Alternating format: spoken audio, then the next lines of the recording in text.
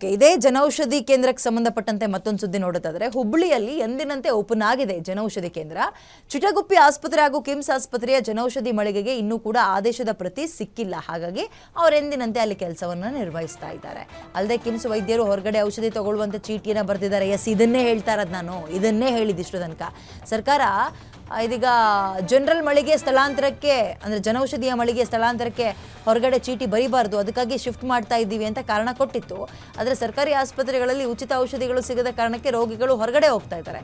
ಅದಕ್ಕಾಗಿ ಎಲ್ಲ ಮಳಿಗೆಗಳು ಓಪನ್ ಆಗಿದೆ.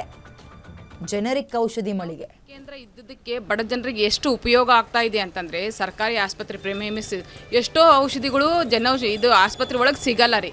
ಅಂಥವು ಡಾಕ್ಟ್ರು ಪ್ರಿಸ್ಕ್ರೈಬ್ ಮಾಡ್ತಾರೆ. ಎಷ್ಟು ತುಟ್ಟಿ ಇರ್ತಾವಂತಂದರೆ ಹೊರಗೆ ಬ್ರ್ಯಾಂಡೆಡ್ ಅವೇ ಜೆನ್ರಿಕ್ ಮೆಡಿಸನ್ಗೆ ಜನೌಷಧಿ ಒಳಗೆ ಕೊಟ್ರಗಿನ ಅವ್ರಿಗೆ ಕಾಲು ಭಾಗ ರೇಟ್ನಾಗ ಬರ್ತಾವ್ರಿ. 100 ರೂಪಾಯಿ ಇದ್ದದ್ದು ಮೆಡಿಸನ್ನು 25 ರೂಪಾಯಿಗೆ ಬರುತ್ತೆ. ಅದು ಎಷ್ಟು ಉಪಯೋಗ ಆಗ್ತದಂದರೆ, ಇಲ್ಲಿ ಸರ್ಕಾರಿ ಆಸ್ಪತ್ರೆಗೆ ಬರೋರೆಲ್ಲ ಬಡ ಜನರೇ ರೀ, ಯಾರು ಶ್ರೀಮಂತ ಬರೋದಿಲ್ಲ.